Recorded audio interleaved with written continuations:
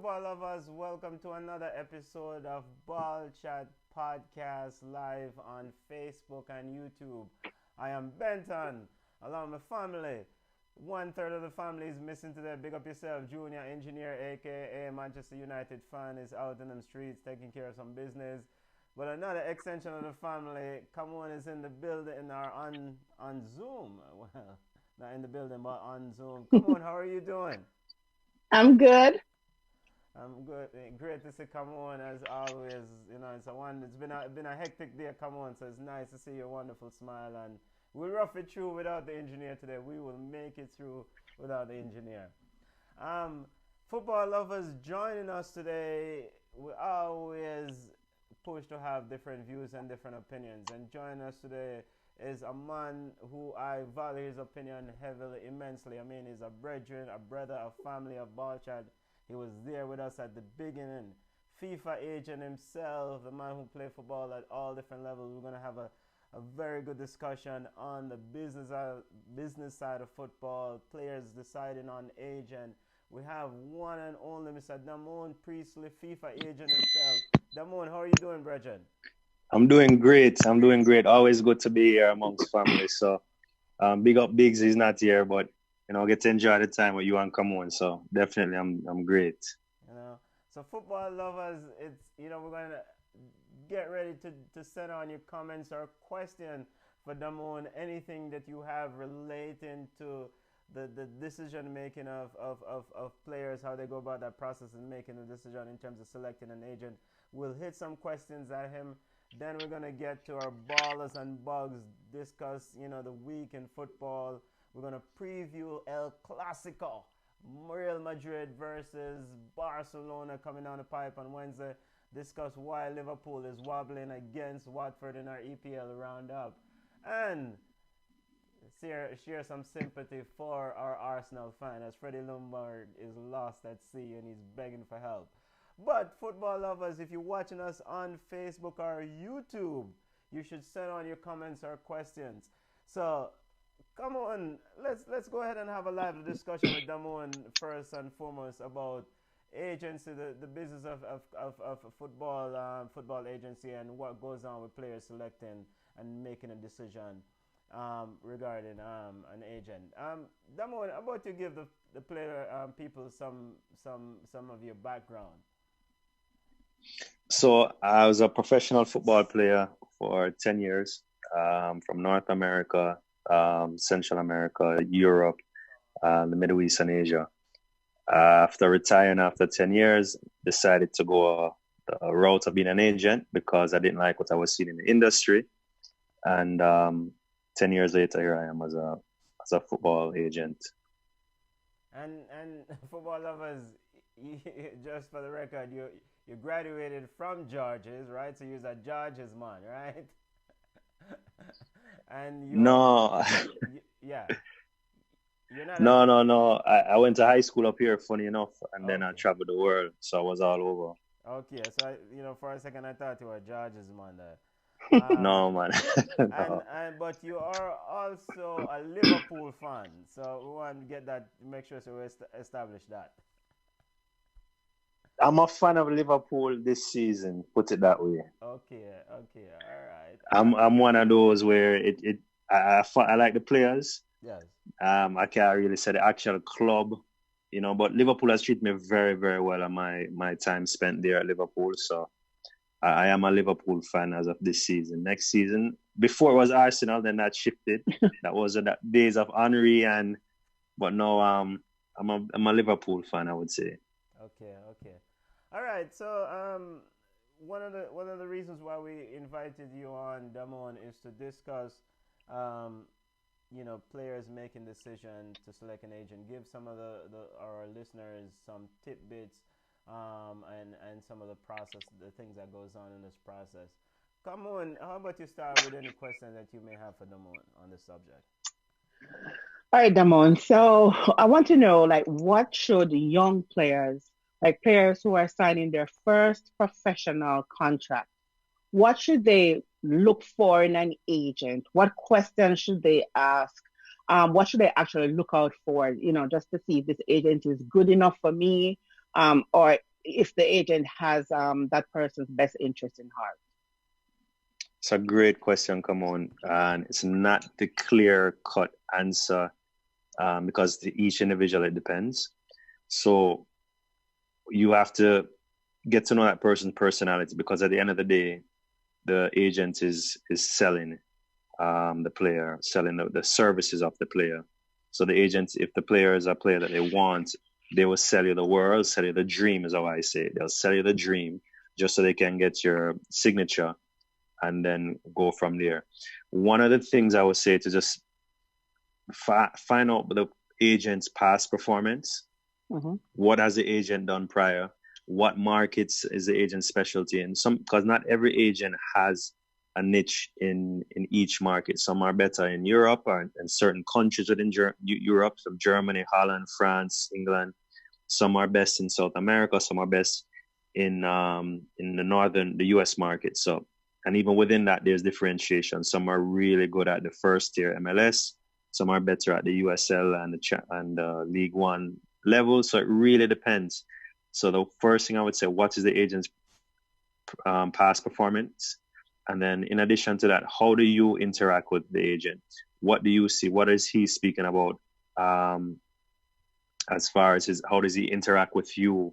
What is your best interest in his eyes? We can get to nitty-gritty of finances, but off the bat, I would just say, do you get along with the agent? You have a good conversation with the agent? Or is it just straight business? Is he asking you about your personal goals? What is your interest? Or is it just, hey, which club you want to be at and selling you a dream? Mm-hmm. That would be the very initial, I would say, to look out for.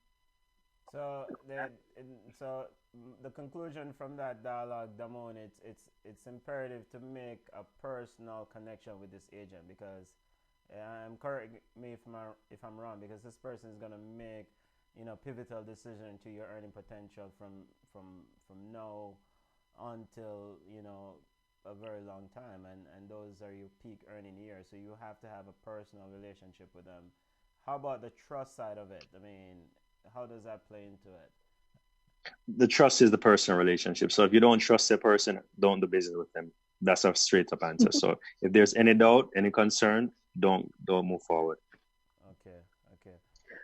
So yeah, go ahead. So let me ask. So like for an example, like as this scenario, would you advise a young professional player, maybe an 18-year-old player, to sign a 7-year representational contract with any agent? I mean, it don't matter if you like the agent is great, but don't you think that 7 years is actually too long to tie yourself to one person? Or is that, again, personal preference? Well, neither. It shouldn't be, because by FIFA rules, it should only, the longest contract is a 24-month contract. So anyone that's offering anything more than that, you should have red flags up. You can have extensions on that or continuations from that automatically renew. There are different ways, but the initial contract should not be more than 24 months or 2 years. So anyone that says 7 years, no, red flag. Okay. So 7 years, if you see a person is telling you to sign or make a commitment for 7 years to them, then definitely it's a no for a player. All right. Absolutely. Even if it's a 3-year, you can have a 2-year contract with an automatical renewal or some sort of wording that says it will be renewed or won't be cancelled. But no, on paper, by FIFA standards, FIFA and United States football, it has to be 2 years, 24 months. Okay. What about, so just to keep in line with things that players should stay clear of, the length of the contract is one thing, nothing over 24 months thereabouts. What else should players stay clear of, Damone, in your opinion? Okay, so that's a great question. So one thing, it really depends. I will mention first the market. So, and you'll see this in the bigger players, like when David Beckham was being represented, he had representations for North America as different from Europe. So in that regards, you can say that representation will be for certain markets. A lot of agents don't like that to happen, but it's an option. So as a player, you need to know your options. You can have an agent represent you for only North America, only MLS, or have an agent represent you only for Europe or a certain country. And I've done that with certain players. Are those mandates? I mean, or you have agents who sign contracts with agents for specific markets? Is that completely different from mandates? It's completely different from mandates. So a mandate, for people don't understand, is basically an authorization to present or represent the player for negotiation. And it's not the full representation agreement moving after that a deal has transpired, but it's in order to get representation or authorization to get the deal. Now, some agents will just get a mandate or authorization, close a deal, wash their hands and say, thank you, have a good day, and then that's it.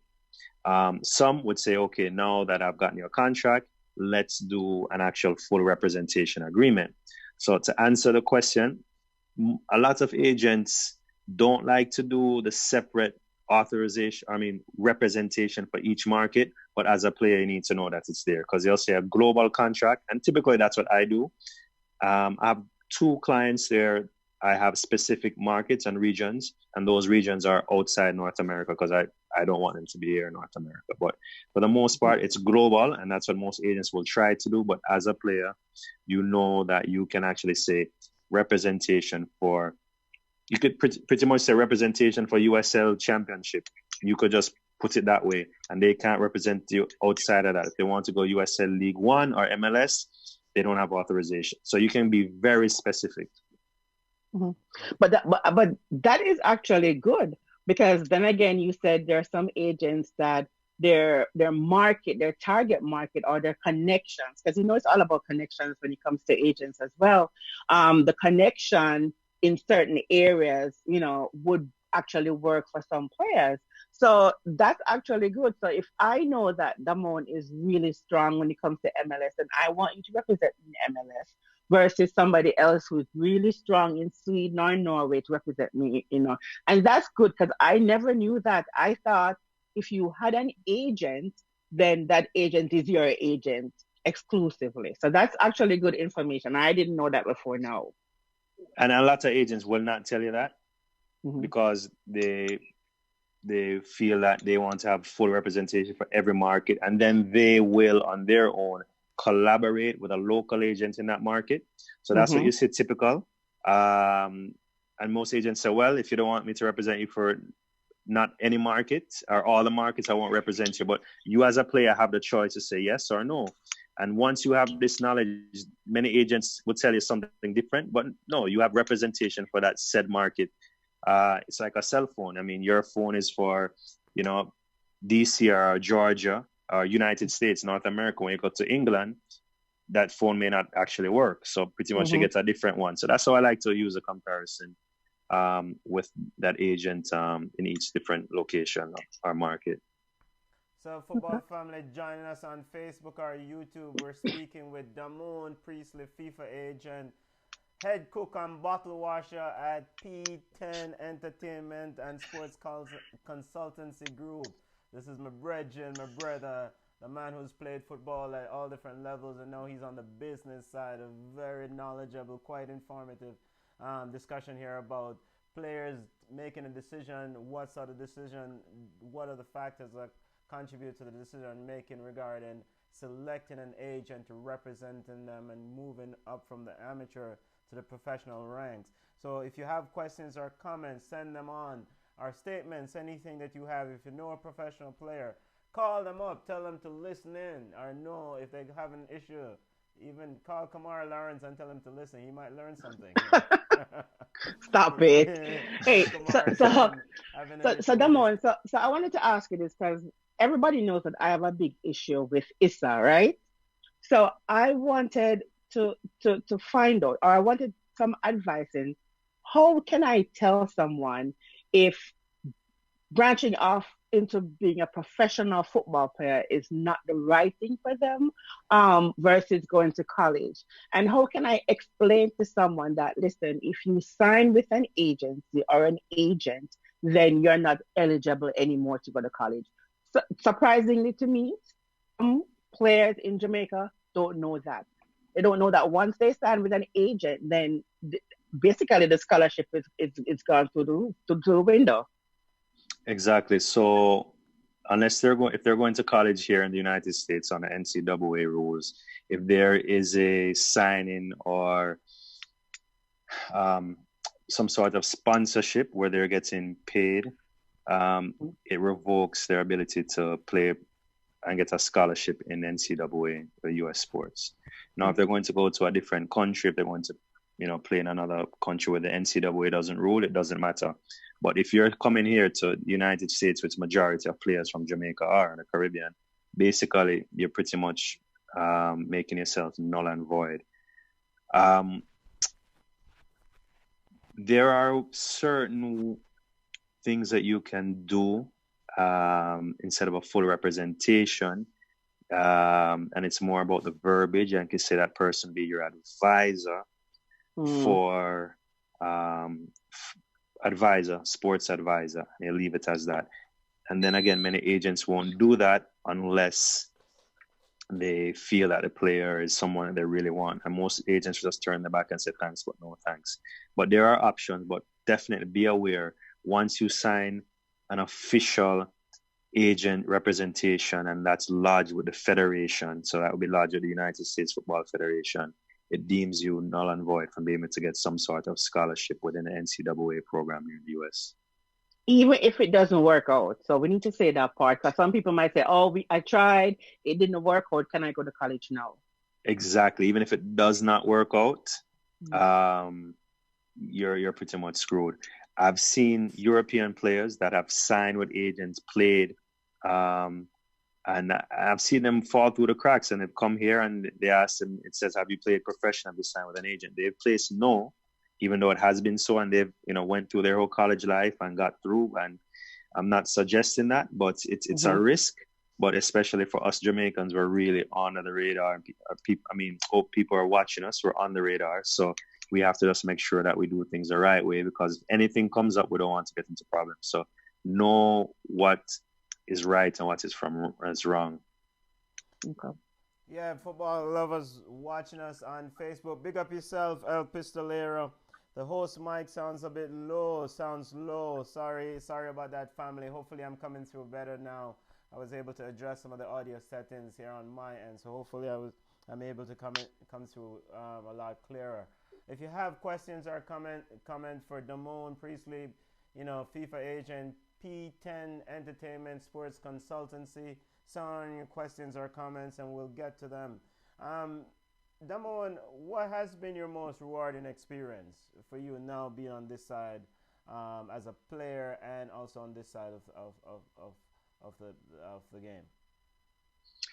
I said this side of the game, the most rewarding is getting closing a deal and a contract. But those specific contracts where I'm able to negotiate green cards for players and their families coming over.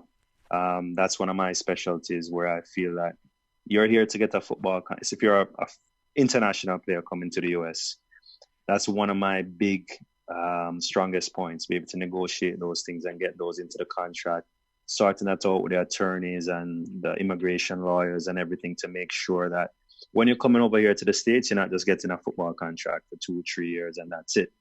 You're able to have a lifelong opportunity here with a green card. So if something, God forbid, you're injured or something happens within the first year, you have that green card in there and you can be here in the States and look at other opportunities.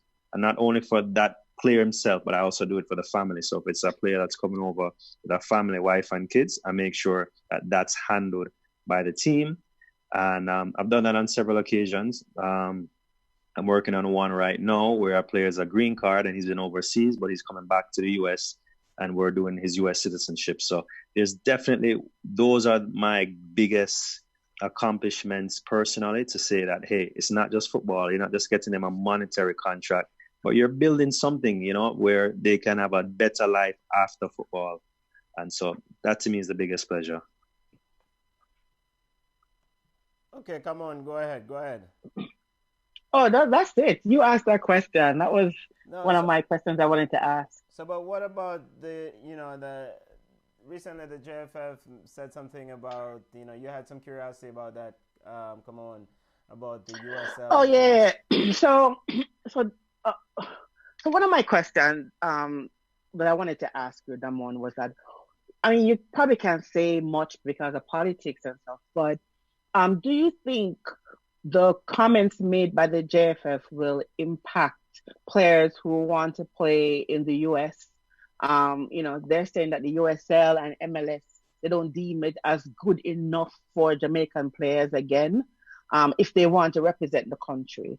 Do you think that that will actually impede Jamaicans who want to come here to play, or would that bolster Jamaicans and have them bypass the USA and go to the European leagues and see if they can do better there? That's a great question. Now, there's a lot of things that we need to look at into that. For one, getting access into the US is a lot easier than getting access into Europe. So that will be limited as it is, the amount of players that will be going to Europe, unless we're talking about the top players that are going into, the main markets, when the main markets are, say, Germany, Holland, and England, of course, which is, far and few, but they're there. France, Spain, Italy, the top mainstream leagues.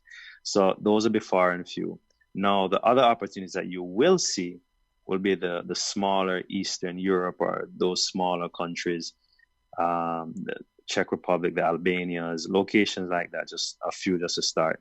Now, if you're going to compare those leagues to the MLS, well, the main tier mainstream leagues, of course, everyone knows it's a fact that MLS is below compared to those mainstream leagues.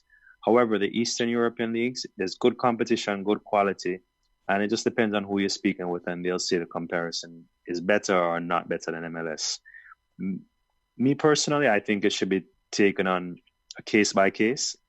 You should never have a blanket statement like that, because there's so many good players here that are playing in MLS. I mean, you spoke about Kamar Lawrence earlier. Like, I personally think he should not be here. I don't know who his representation is, but I think he should definitely have opportunities abroad, or should have already. Those are the type of players that should be in the mainstream, and not sitting here. So USL, in regards to that, it's improving. USL Championship, we're talking about the second tier. It's improving, but it still has a ways to go to really have players compete on an international level. But there are players that are competing here in the USL Championship that should get the opportunity with a Jamaica national team. So I don't think that should restrict them at all, because if you have the quality, and if you're make a good assessment of a football player, it doesn't matter where he's playing in, you should be able to say, this is a quality football player. Maybe the speed of play is different, and you want to see how he interacts with a faster speed of play, bring him into camp.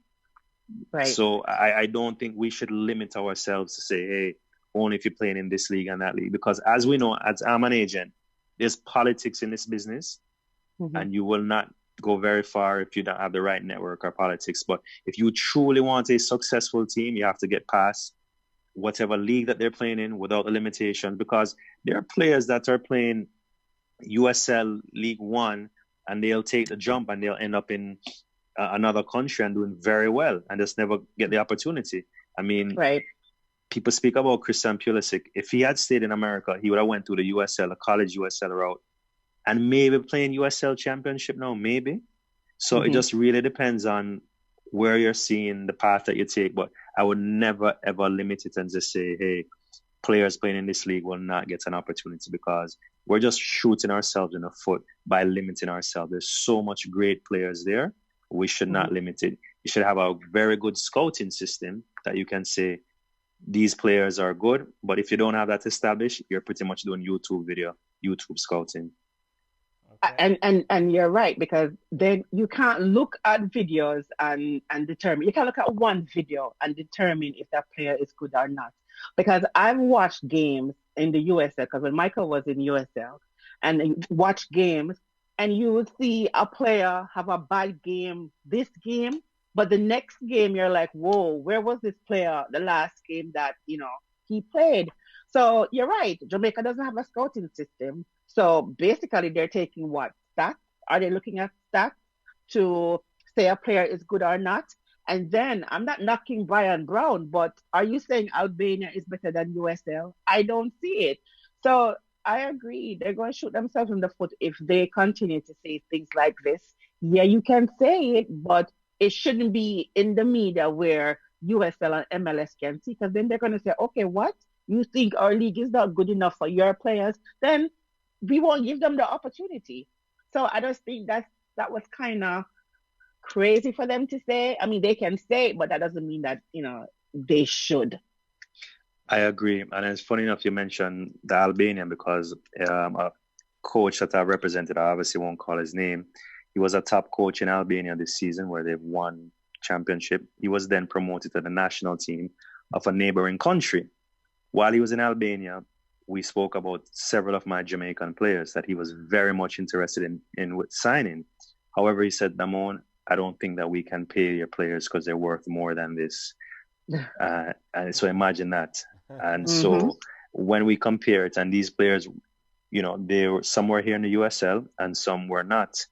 But he knows that they're a quality player. But he said the same thing. Their players, I'm sorry, we could only pay them $500 a month. So I said, I know that they're valued more than that. So going to Albania, I mean, and as a monitor, as a player, you're going to go, I mean, $500 a month or come to USL and make what, $2,000, $2,500 is the average salary right now. So you look at those things, but so I wouldn't want to say as a federation to limit a player of their ability to earn based upon that, because if I had to choose as a player between Albania and USL, $500 versus $2,000, that's a family to feed. So these are the things that we need to take into consideration.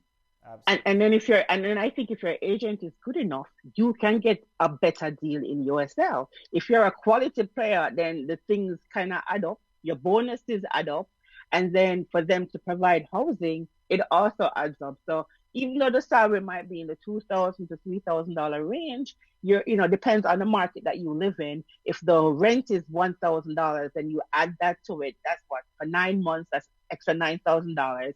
And if your agent can get you money on the back end in regards to bonuses, then, it's a nice little change. Whereas if you don't have your green card, you have the ability to get the green card and you can file for your parents, for your spouse, then become a citizen. And then the sky's the limit for you. So, the statement, I think the JFF probably needs to dial back a little bit and just expand their scouting system and see if we can just get the best players to represent us. They're not England, because we know England don't take players from Championship or League One or whatever to play in the national team, but we don't have that luxury. Exactly. Absolutely. 100% agree. Yeah, absolutely, football fans. So we're speaking to Damone Priestley of P10 Entertainment Sports Consultancy, FIFA agent. If you have any questions or comments, if those of you watching us on Facebook or YouTube, let me know. The audio should be a lot clearer now as I've adjusted the settings. But one final question that I want to get your opinion on, Damone, or get you information on, is regarding how does one become a sports agent or an agent, essentially? How does one, it's not all of us are going to be able to transition to the professional ranks in the sport. How does a player make the jump? What are the requirements? What are the information that they need to know to become an agent? So there are pretty much 3 ways to be an agent. One, if you're an attorney, so you can represent players and you have the authorization to do that. 2, if you're a family member of that player, so could be a parent, could be a brother, but a family member. And the 3rd way, which is what most people are, it's by taking the exam, but the exam is no longer, it's coming back. There was an examination process that was in place up until 5 years ago. Then it was removed and it's going to come back into effect. I'm not quite sure if it's next year or the year after. So that's just going through your local governing football federation. So if you're in Jamaica Football Federation, you're in the States, US Soccer Federation, England, FA. So going through the actual federation, and each federation conducts it differently. in conjunction with FIFA in the past. Now they do it on their own. But like I said, that's going to change. So those are the ways to get in. And a fourth way, unless you are under, so I have people that work underneath me, and so they work as an agent on my license. They'll conduct business, but the final documentation and paperwork has to be with my John Hancock on there. So that's the 4 ways that you can work in the agency space. All right. El Pistolero watching us on Facebook. Big up yourself, family. He says that, Damone, this is a question for you. How can a player in St. Martin get into the USL? Family, I am sorry if the audio is still low on my mic. Maybe the mic is acting up. I am sorry. I'll try to address it. And I apologize for the technical background noise a while ago. But Damone, you can definitely hear me clearly regarding that question. I can. So there's different showcases that they're now having in the Caribbean. There was one that was recently done in Jamaica for players, for scouts in MLS to have a look at. Now, coming from St. Vincent, I would say if you're representing a national team, if you're taking place in these matches where the national team program is getting the visibility, that's one way. If you're not in there, which, not everybody can be in their national team program, I would say preparing America, if you want to get into the USL, it's a YouTube scouting system. So unless the League of St. Vincent is on one of our major scouting platforms, one of them is Y-Scout, one is Instat. Those are the top 2 in the world.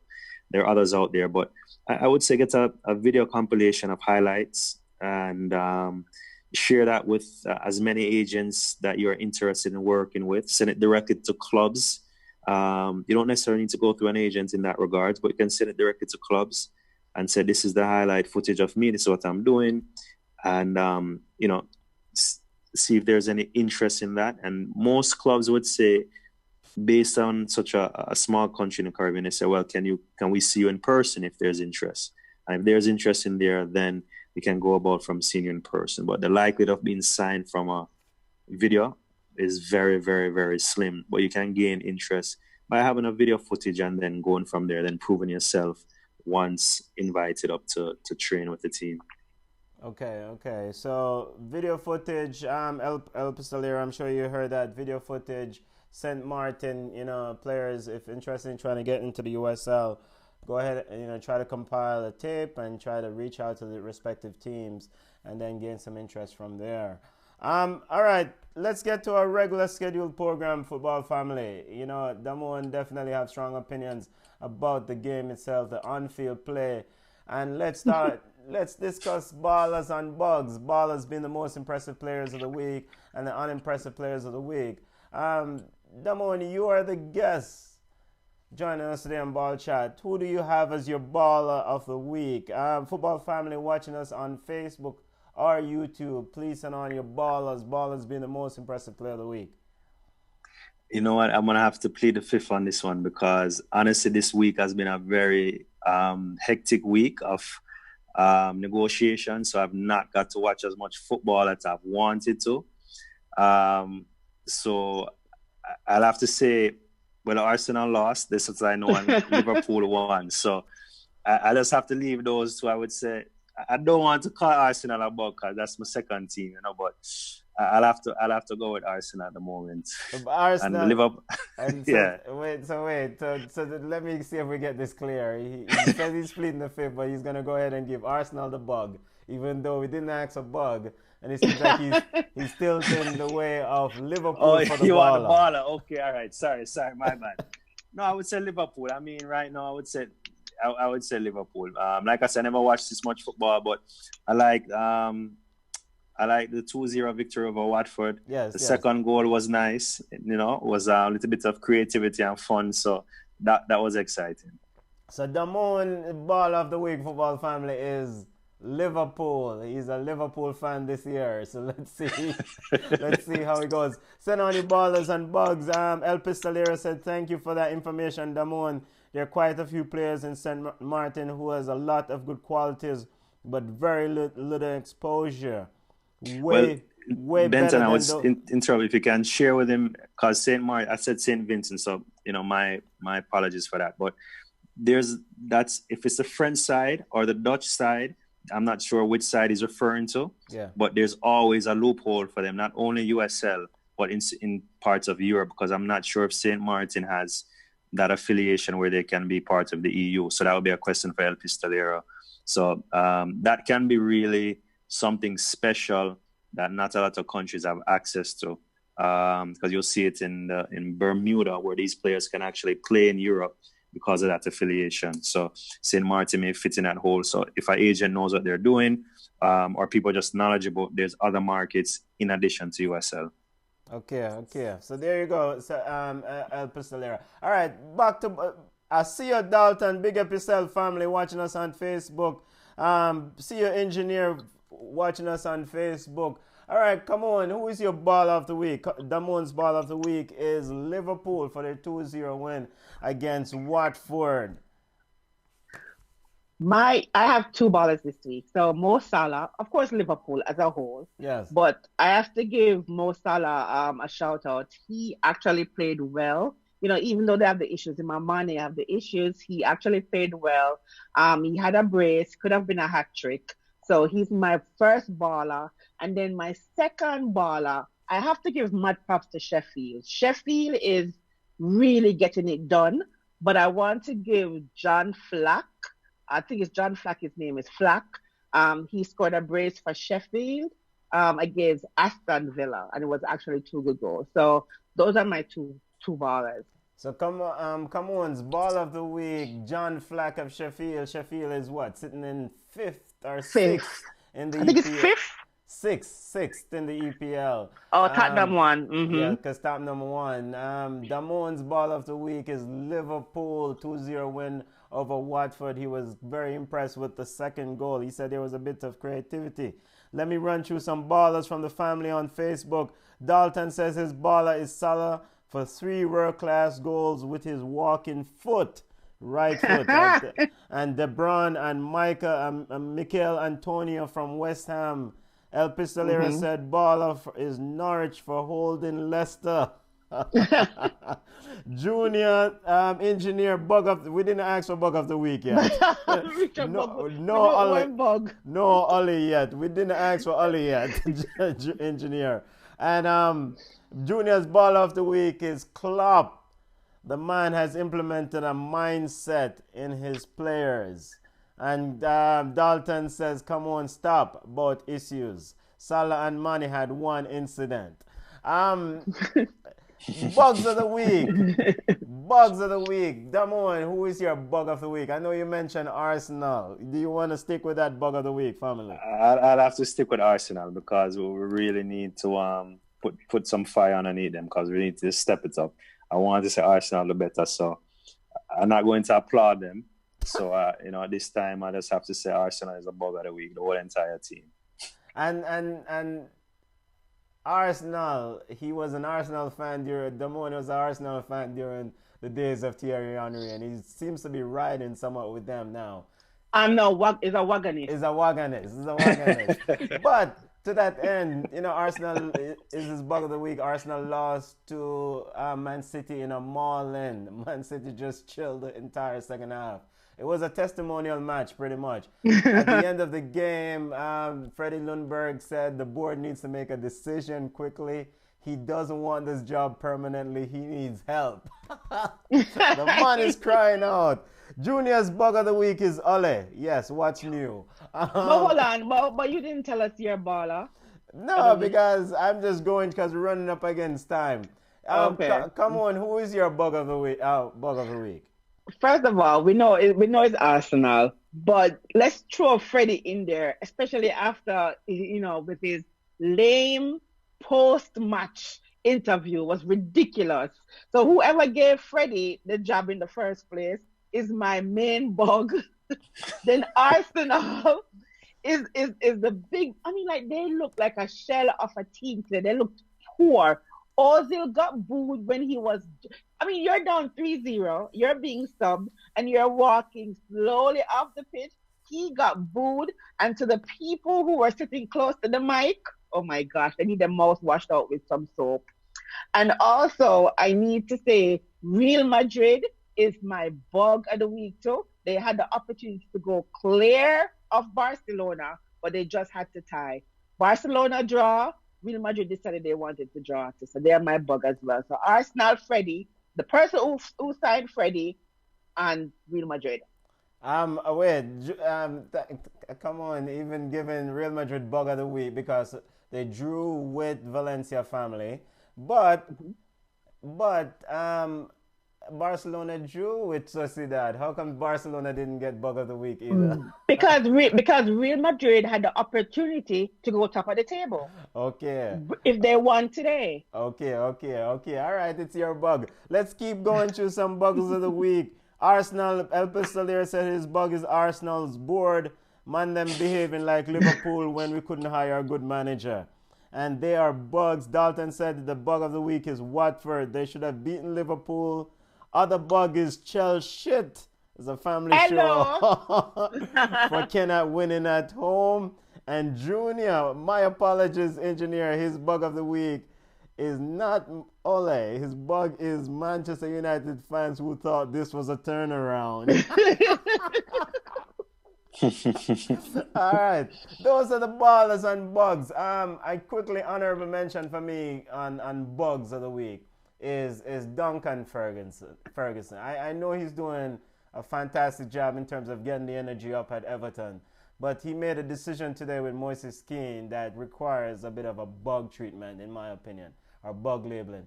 Moises Keane was introduced at minute 70 in the game against Manchester United. Moises Keane was subbed off in minute 88. He lasted 18 minutes on the pitch, a 19-year-old kid. I don't think that's doing well for his confidence. Apparently, he wasn't holding up the play. So, Duncan Ferguson, I love what you're doing with Everton. You've gotten 4 points in two games. But that is a bug move, the way you treated that 19-year-old kid today. That's the ballers and bugs. Benton. Yes, come on. Benton, hold a second. What do you mean by he wasn't holding up play? The coach came out after and said that he did it because it's he wanted to waste time. So which one is it? Oh, so yeah, so we don't even know which one is it. I speculated, thought it was because he wasn't doing what was required. So actually, he had 5 touches and he didn't lose the ball. But the coach said it was strategic. He was wasting time. Okay, so that's even make you get a bigger bug than Duncan Ferguson, because that means you're subbing on Moises Keane to sub him off in order to waste time. If you want to do that, go to schoolboy football for stuff like that. All right, football family, let's quite quickly hit some major news in terms of football this week. Watford lost to Liverpool as expected, but the big thing that we want to talk about quickly and get your thoughts on this, Damone. Liverpool is now getting into the thick of things in terms of matches coming on the pipe. They have it traveling to the FIFA Club World Cup. They're leading the EPL with a nice lead. And of course, you have the Christmas period where games are going to be hectic. They're playing in the League Cup on Tuesday with the U23 teams. They're playing in the FIFA Club World Cup on Wednesday with the senior team. Your thoughts on how Liverpool is going to be able to manage this hectic period? Well, they're professionals, so they should be able to manage. They've been preparing all year. They know that this was coming, so I'm sure Klopp, in his preparation from the summer, is just knowing that he's going to have excessive amounts of matches, more than normal. That league already have a lot of matches. I know the one on Wednesday is against Monterrey. Yeah. I'm not sure where that match is being played. Do you have any idea where? The match is played in Qatar, so they traveled to Qatar yesterday. The senior 20-man squad senior team traveled to Qatar yesterday. It's raining a lot in Qatar, so that tournament is being held in Qatar. Okay, so yeah, only thing the travel, and just make sure that the health is concerned. As far as the ability and the players' recuperation, ability not an issue. So the players being able to recuperate in time, and they're just doing everything properly so that they're up and up for all these matches. And the travel wears a lot. on a person, On a especially, person. you're going across the time zones. And going across them. Dalton said the squad is balanced. Rotation has been the key so far. We're getting to the business end. Well, big end of the football period. Come on, Christmas period. There's going to be a flurry of games for Liverpool and others. Their game against West Ham is already postponed for next Saturday because of this conflict with the FIFA Club World Cup. Your thoughts on will that affect their play in league and so forth, knowing that they have to travel? I don't think so. I think Klopp is smart enough. I think he knows where his priorities lie. And I do think that players who are on the bench or who, have been getting limited minutes will actually come out and work hard for Klopp. So I think they'll be okay. Okay, and staying with you, come on, as we quickly do our major takeaway from football. Chelsea, Frank Lampard said had some really not kind words for his squad. I mean, was he throwing the players under the bus after that loss to Bournemouth? Chelsea are one win in the last 5 games in the EPL. And of course, come on, is rubbing her forehead. Why are we stressing her out today? Listen, whatever Frank Lampard said about back passes, we see it. We talk about it. We complain about it. But the buck stops with him. He's the coach. He's supposed to scream his instructions from the sidelines. If someone's not playing the formation or not playing what they practice, then that's his job to pull that person and put somebody in who is doing the job that he sent them on the field to play. My thing is this: Frank Lampard is too comfortable. He's comfy because he knows his job is secure. He's comfy because he already told us this is what he's working with. How are we going to kill somebody who didn't get the opportunity to bring in good big players? He has to work with what he has, and he's very comfortable doing that. And he expects the fans to come along for the ride. I am not there for the ride. I am complaining about Frank Lampard's man management. He does not know how to send out a good squad, and he does not know how to manage his substitution. And that's the problem with him. Willian should have been pulled a long time ago, but he still keeps Willian on the pitch. I just don't understand his tactics. I don't get it.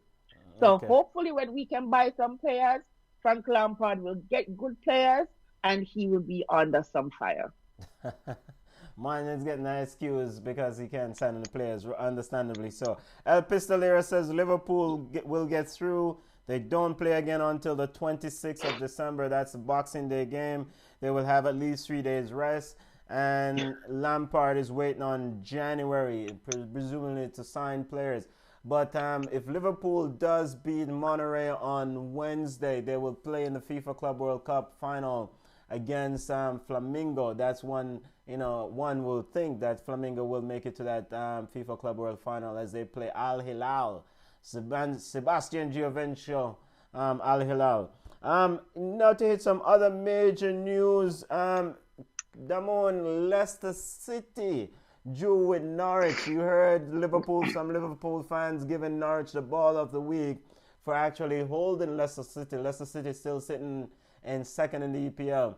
Leicester City is 10 points behind Liverpool. Do you expect Leicester City to fade or to continue to stay in the second position as Manchester City may be trying to get things together?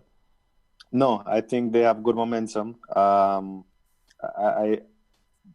I think Leicester City has been here before, a couple years ago, so they like feeling in this position. And then against Man City, I think Leicester City will be ready for this. That's my personal opinion. Yes. And they will step up to the challenge, regardless of what has occurred in the past.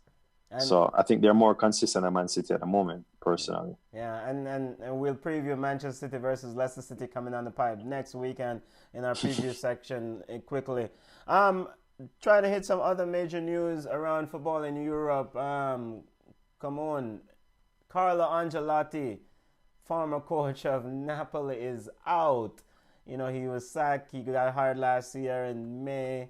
He took them to the round of 16 this year in the Champions League. Laurentiis and family at Napoli decided to part way. Do you see Carlo Ancelotti getting one of these interim jobs in England via Arsenal or Everton? Or And do you agree with the decision of Napoli? You think it was Napoli's board or president to let Angelotti go? You think this was a money move? I think maybe it was a personality move. It couldn't. I mean, they have the money to pay him, um, and the team was performing. They just won in Champions League. So how? I mean, it's just ridiculous. How you fire somebody who is winning? I just don't get it. I mean, these board of directors are.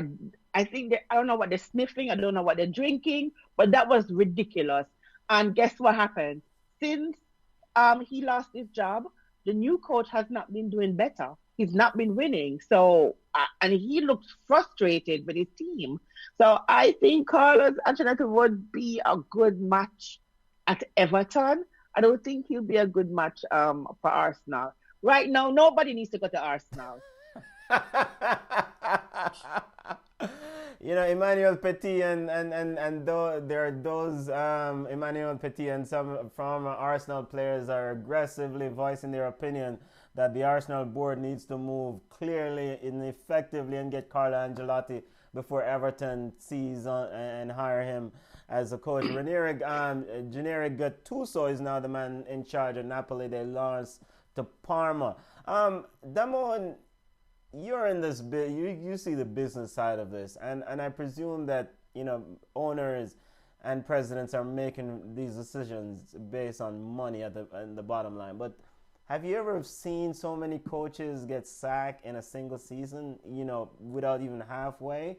I mean, and is this all down to money in your opinion?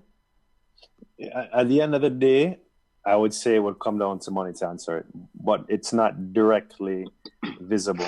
So there's an expectation to win.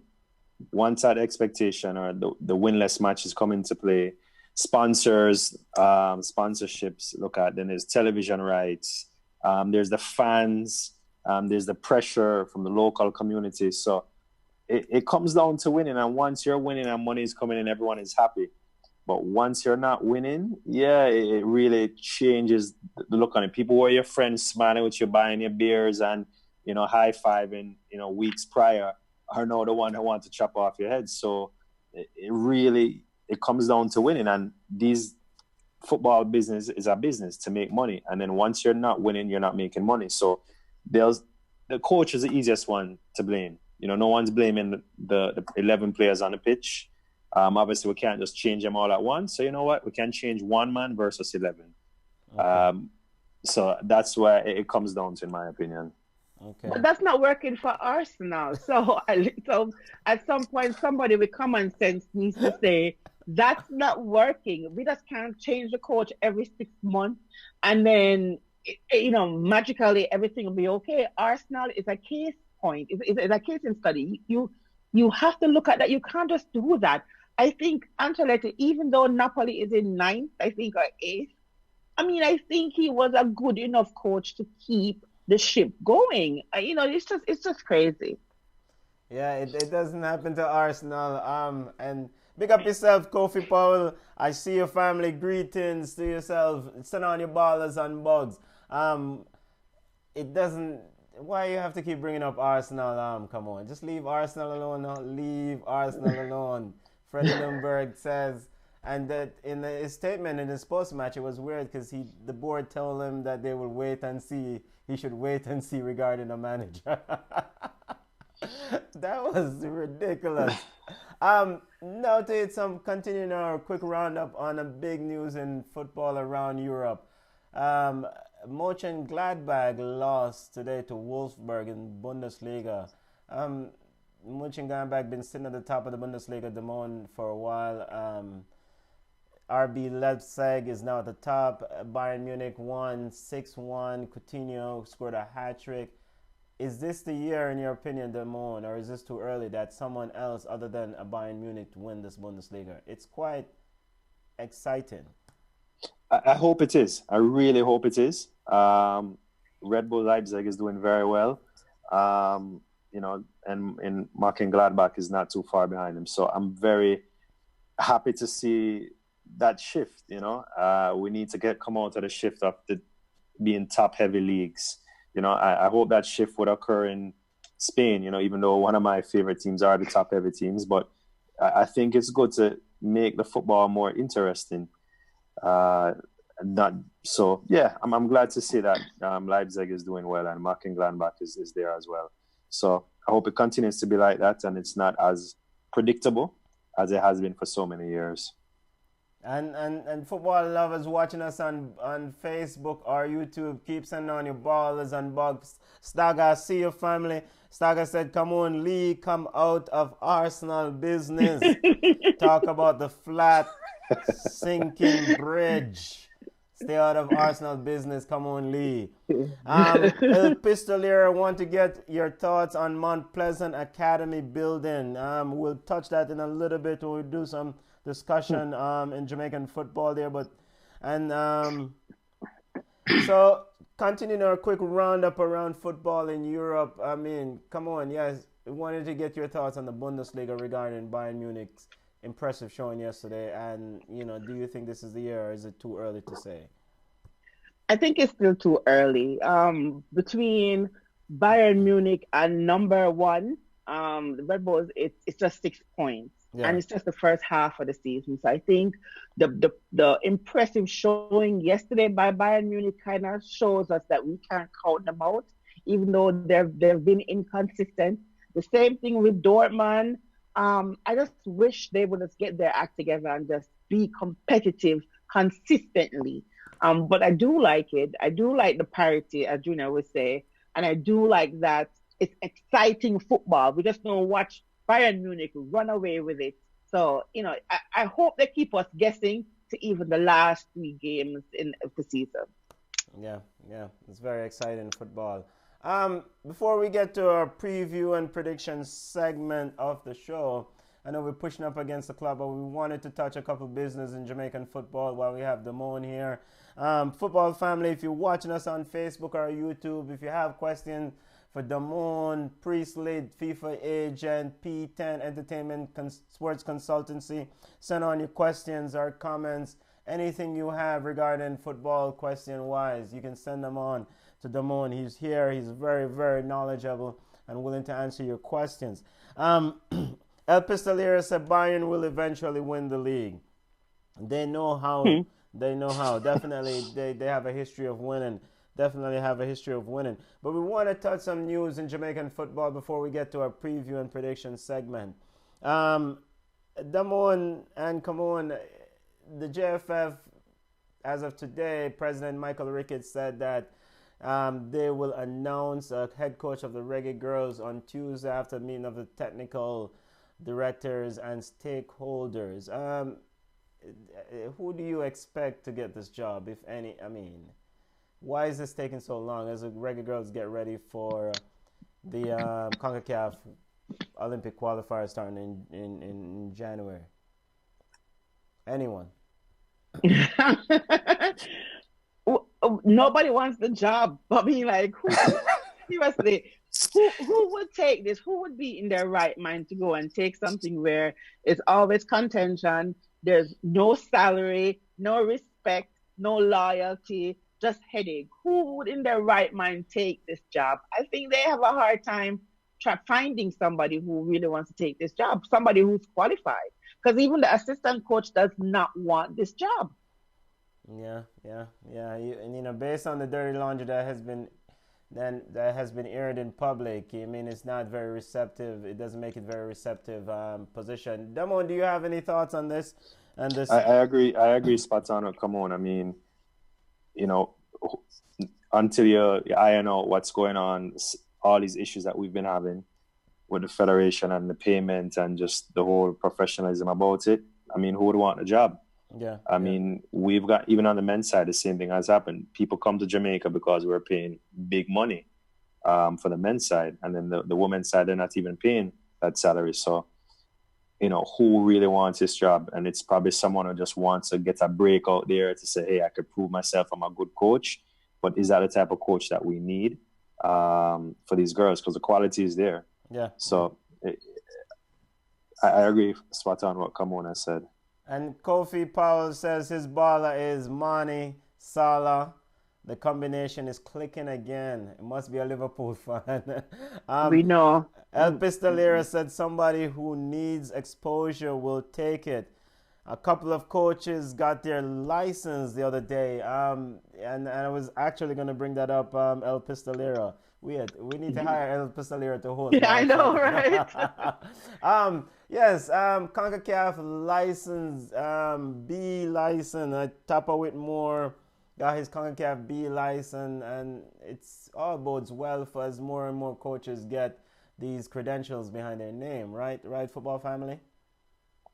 Yeah. Absolutely. And learning, what the other countries are doing and comparing that to our own. So it's good. Knowledge is good. Yeah. Come on, you were saying something? No, I said that. I mean, it's good. It's always good when the coaches are qualified. I mean, like, book qualified and have the real life experience can only help. All right, let's get to preview and prediction segment. Hopefully, next week we'll talk about Mount Pleasant Academy, El Pistolera. And we'll need to do some research. I've heard stories about it, but I need to do some research before we can speak very well on the topic. Unless, come on, you know anything about it. No, what's his name? Vane Clark, I think, if I'm pronouncing it properly. Yeah. They've been doing some good things with Mount Pleasant. So there was an article about him, and I read it, but I don't remember what it said.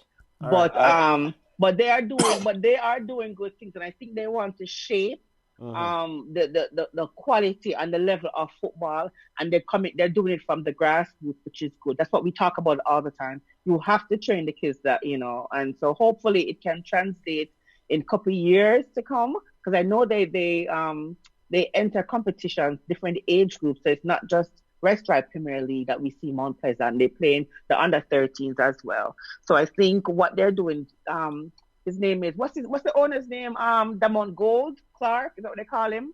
Yeah. Gould. Right. So he has invested heavily. So hopefully we can see the returns. Yeah, Damone, you were saying something. Yeah, I agree. So I'm familiar with Mount Pleasant. I know that's Donovan Ducky's team. So I've actually interacted with them. Sir, hold a second. Donovan Ducky was not anymore. fired. Not anymore. Okay. Yeah. All right. So my outdate. So I'm familiar with some of their players because there was one player that was playing in the USL and went back to Mount Pleasant, Cardell Bembo. What their academy they were doing, there's a couple academies that really stand out. For me, Mount Pleasant is doing a very good job. There's another academy called Ballers Academy. And they've produced some good players. And because of Jamaica not having a official academy set up, which is a thing that needs to be done, that these academies are not getting the monies that are due to them, and that's a whole nother discussion. And so these players are going to other clubs, and they're making money for the other clubs, and academies are not getting reimbursed for the finances. But what Mount Pleasant is doing, they're doing a good job, starting from the grassroots and the players and trying to get the exposure. They're interacting with a number of people. I know I've interacted with them when Ducky was there, and there's other agents that I've put them in contact with. So they're doing well. They're doing well in that, and that's what we need to see. And they're reaching out and trying all avenues to the betterment of football players in Jamaica. So I applaud what they're doing, but there are other academies out there that are definitely doing something is really special for football, and they're just not getting the attention. I think if they had a proper system in place where the academy was an actual academy within the FIFA and Jamaica Football Federation, that we would see a lot more opportunities for these players. Yeah, absolutely. Football family. Let me try to get through this comment real quickly. El Pistolera says, somebody who, a couple of coaches, well, let me scroll down through here, bear with me. I'd love to be a part of the program one day. Yes, El Pistolera, line up yourself next Sunday. If you want to join Ball Chat, definitely next Sunday you can be a part of the program any day you're ready. He says, I've been following Mount Pleasant and they're doing a good job. It reminds me of the program in Martinique. They have 15-year-old in the match, day squad for today. That is Mount Pleasant. And the player you speak of, Bembo, scored today also. So coincidentally, you spoke of him and he scored also. Let's get to our preview and prediction segment because we need to have people put their names on some of these picks. All right. Football lovers, this is where we head home and wrap up our show with our preview and prediction segment. Real Madrid versus Barcelona, El Clasico. Both teams are tied at the top of the Spanish league. Damone, I know you're a Barca fan. Barca. Even if Barcelona lost every match up until now, I'm saying Barcelona. Let's always step it up. You have to. These teams live for these matches at El Clasico on both sides, but because of personal preference, I have to choose Barca. Personal preference. Everyone draw the line in the standings. It's not changing. All right, come on. Are you gonna go with Real Madrid? Why you have to put me out there? It's going to be a draw. You know why? Because yesterday I wanted to reach in the TV and box Pique across his face and box the boy rocketed in his face as well. So we can't only rely on Messi, Suarez, and Griezmann. Our defense is wide open, and I think Real Madrid will take advantage of that. So I'm going to say it's a tie. There's going to be a scoring frenzy. Let's just say 3-3. And Dalton said that it will be 2-2. Both teams, it's comical defending. Barcelona drew 2-2 yesterday with Real Sociedad with some comical defending. Big up yourself. But they should have got, but they should have gotten a penalty. Let's just even say well, that. They have gotten many penalties away in their years in La Liga. If they don't get one now and again, they'll be fine. All right. So football families, and the El Clasico is Wednesday at 3 p.m. or 2 p.m. Eastern Standard Time. Big game. It's probably one of the most watched game, if not the most watched game, club football game in the world. On the weekend, Manchester City versus Leicester City, 2 versus 3. Come on, is this where Manchester City find a way to get that defense started and beat Leicester City? Yeah, I think they're going to right the ship against Leicester. Today was a revitalized Manchester City. The comical errors were limited. And Kevin De Bruyne, I don't know what happened to him. I don't know who put some jinxing in him. It's baby strength, come on. Baby strength. They played Arsenal. So Arsenal is a baby side. Yes. So I do think with Leicester, you know what? Let me take that back. All right. Leicester's an attacking team. Leicester's an attacking team. And you want us to go to Damone then? Yeah. All right, let's just say 2-1 Manchester City. A hard fought 2-1 for them. 2-1 Manchester City. She's brave. Damone, Manchester City is a garbage of a defense. They defeated Arsenal today 3-0. Yes, Kevin De Bruyne and company look like star against soft soap Arsenal. But Leicester City is no Arsenal. Your thoughts and your prediction on this matchup? I say 3-1 Leicester City. Leicester City has been doing well, except for the draw that yesterday against Norwich. So, Man City, I mean, this is the longest winning streak in quite a while, the 2 wins. They had losses and draws in there. So, yeah, they're inconsistent in my opinion. But like I said previously, Leicester City. So I put a number on it to say 3-1 Leicester City. Leicester City. Dalton says 2-2 in the El Clasico. Big Ben's will score 2-1. Staggerback said in El Clasico. El Pistolero said Barca with the edge. I'm a Madrid, but Messi. And regarding the City versus Leicester City game, Dalton said City 2-1. And Dalton also said, but come on, they played Arsenal. Come on, let's not get carried away.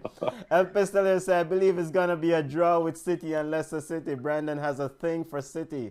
He knows how to get a result. Wouldn't Liverpool fans love for a draw in that match?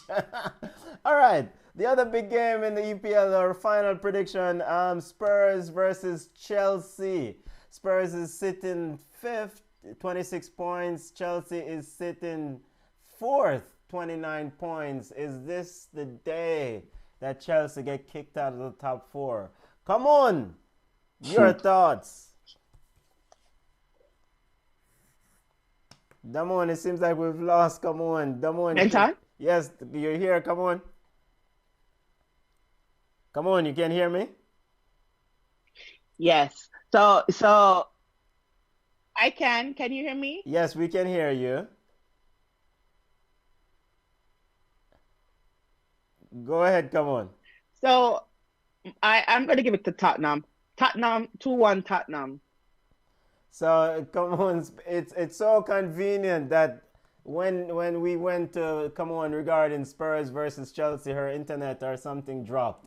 It's so convenient. All right, Damone, your prediction for Chelsea versus Spurs. Lampard says, you know what, this is not the team he wants to manage regarding some of those plays that he saw on Saturday against Bournemouth. Spurs beat a feisty Adamana Traore and Wolves 2-1. Hercules, aka Hercules. Adamana Traore was pivotal, but somehow Tottenham got that victory. Your thoughts and your prediction? This game is at Spurs. I would say 2-1 Spurs. Frank Lampard has shot himself in the foot completely by not having the confidence in the player. I always say that before a match like this coming up. You have to be able to manage the team. And if you manage his personalities, and it doesn't seem like he's doing a greatest job of that by discrediting his players, going in there, Chelsea has the momentum of losing the last two matches. So, just might as well make it a hat trick and go from there. And so, yeah, Spurs 2-love. Spurs have the momentum of losing.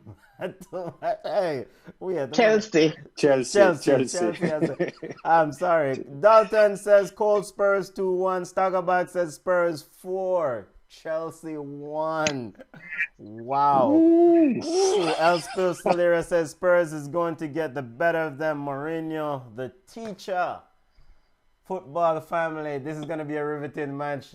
Chelsea versus Mourinho and the Spurs outfit. Jose Mourinho plays Chelsea. Very tough. He looks forward to this matchup against them. I apologize for all the technical difficulties, football family. You see, when the engineer is away, this is exactly what happened. Hopefully the audio came through clearly at the end and everything was satisfied. The audios will be up in a few hours on our audio platform. But I want to thank Damone of P10 Entertainment and Sports Consultancy. How about let people know how people can reach you, Damone? There's different ways to reach us. The most I would is social media. You can reach us at the Twitter handle is the P10 group, and it's 1010. So the P10 group, and that's the same for our Instagram. My social media team will take care of that and then link it up with me, and then we can contact me directly if anything by that same address. And football family, if you join us late, we had a very, very informative discussion at the beginning of the program with Damone about how players should go about selecting an agent, some of the do's and don'ts. So if you know a player, a lot of us know players, so touch base with them, let them listen to that interview. Those are pertinent and critical and important information for them to make during that decision process. All right, come on, we survived without the engineer, we are going where we are, Barely. Rest up. Football family, link us on social media. Ball Chat Podcast at Instagram, Ball Chat 1 on Twitter, Ball Chat at Facebook. Ball Chat Pod, you can email us at ballchatpodcast@gmail.com. Next week, apparently, El Pistolero, if you want to forward, let us know. Let us know, family. We're always accepting anyone who wants to come on the show. Hopefully. Except Liverpool fans. Another Liverpool fans. Hey, watch the words. Just to this season. Just to recap of final comments. Staga says, box cover, come on, Lee, bet against Chelsea. Typical pound fancy behavior. And Dalton Stewart said, Good show, family. Enjoy it. We do it for you guys. Love the feedback. Family, later, football family.